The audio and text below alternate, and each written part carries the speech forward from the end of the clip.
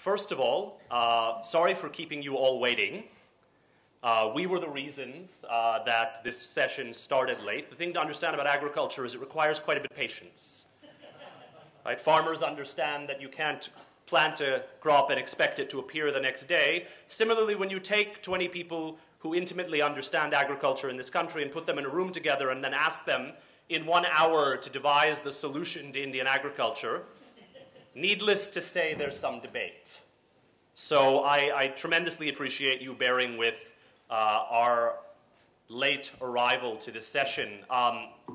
Sam, it is a great pleasure to get to present before you, but really the great honor was mine to have an amazing group of entrepreneurs here. Please stand up if you're from the agriculture team. At the very least, you'll wake up. Okay, if you're from Aggies, up. Utto, come on. All right, so we still don't have this, do we? I can sort of ad-lib it, more or less. You doing okay? Stressful, huh? You could start. Okay, I'll start. So, we basically broke down 3 problems that we felt were the critical ones in the sector. And this took quite a bit of debate because we didn't want to just say things that everyone knew were messed up and yet there wasn't much you could do about it. The first area that we identified as being a critical limitation to the scaling up of Indian agriculture really dealt with the issue of agricultural knowledge. So there's 2 ways to look at that. One is the level of agricultural education that exists in the system. The other are the efforts to improve the agricultural knowledge that exists in the system. And in both cases, you have, you essentially have systemic failure. We neither have, as much as we can kind of sit here and, do we have a functional battery? Awesome, thank you guys. All right, so as much as we can, it would be even better if I could turn it, better. Okay, as much as we can sit here and say, oh, our farmers are geniuses, and that is not to deny that there's a tremendous amount of native knowledge, there's also a tremendous amount of native ignorance. And there's a tremendous amount of old habits that have been embedded over millennia. And there are many traditional practices that are good and wise, and many traditional practices that are useless and counterproductive, just as there are many modern practices that are useless and expensive, and many modern practices that are wonderful and yield boosting.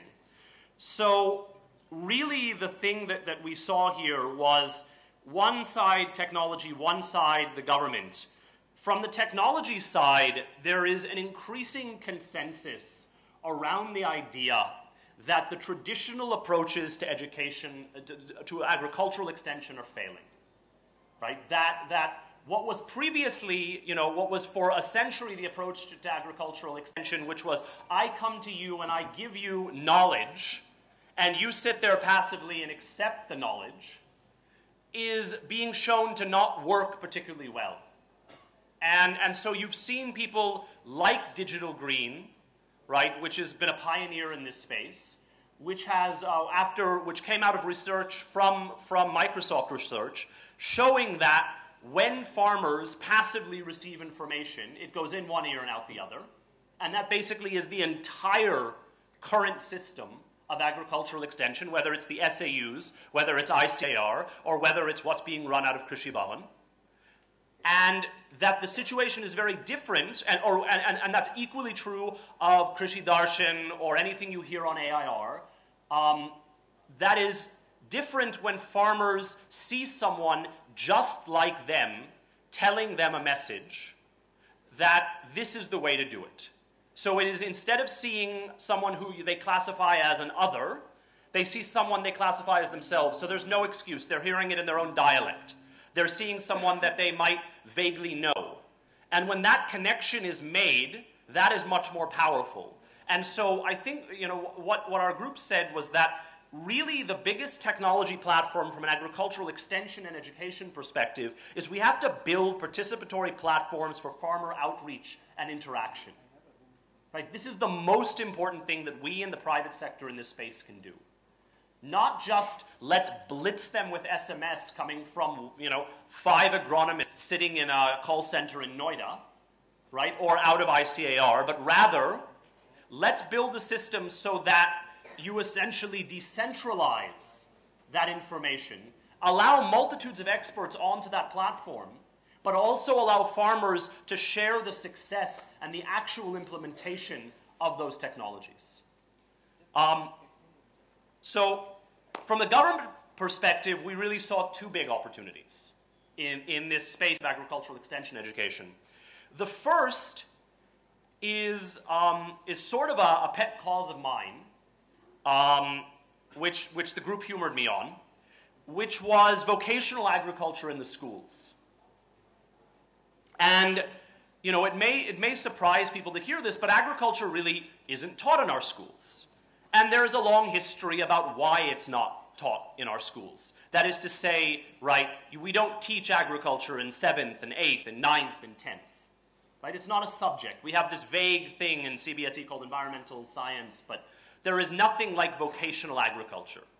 Right? And there's an old, governments fell in the 1950s about trying to teach people the professions of their parents. And so instead we came up with a national curriculum, right, that was more forward-looking. But in the process, we failed to teach agriculture, even though 2/3 of our population would benefit from it. And so this change is beginning.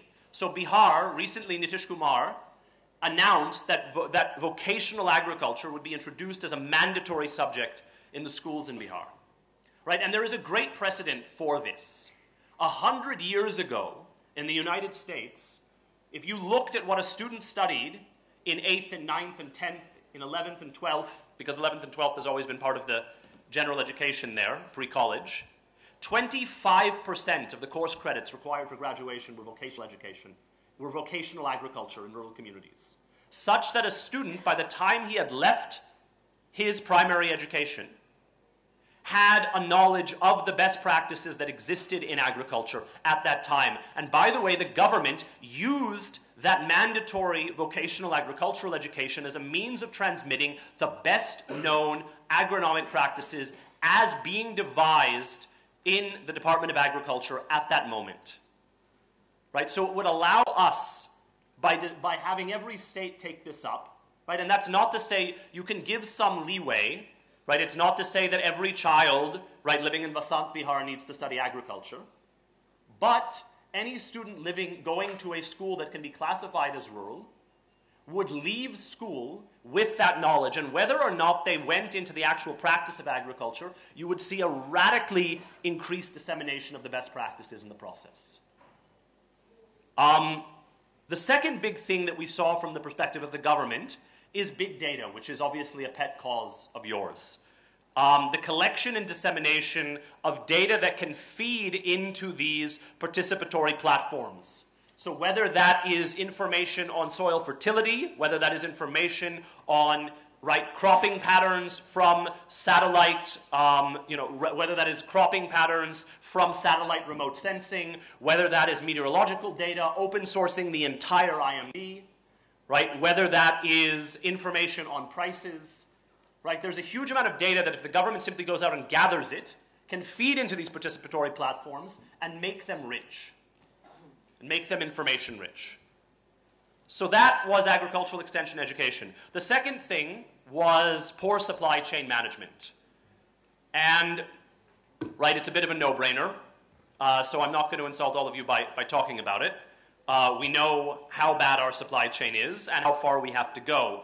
From a technology perspective, the two big opportunities we saw here, one was a sort of an open ERP for agriculture with very, very deep visibility. Right? That is to say, agriculture, agribusiness, the interlinking aspects of the agricultural supply chain need to be, from an information perspective, connected to one another so people can make the right decisions, whether it's a processing decision, a purchasing decision, a pricing decision.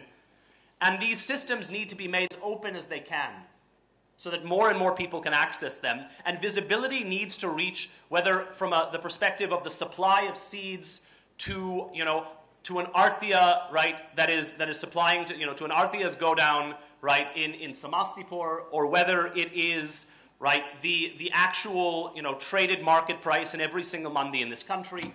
This information needs to all be there in open ERPs that can be accessed. The other technology opportunity that we really saw, and I was disappointed that there are not necessarily more people working on this, was low-cost storage and processing technologies. We have developed, and we'll talk about this on the government side, there is a huge opportunity to downscale, right, what we consider to be modern supply chain technologies for the conditions in which we operate here. Right? And if you think India is going to look like Brazil in 20 years, you're out of your mind.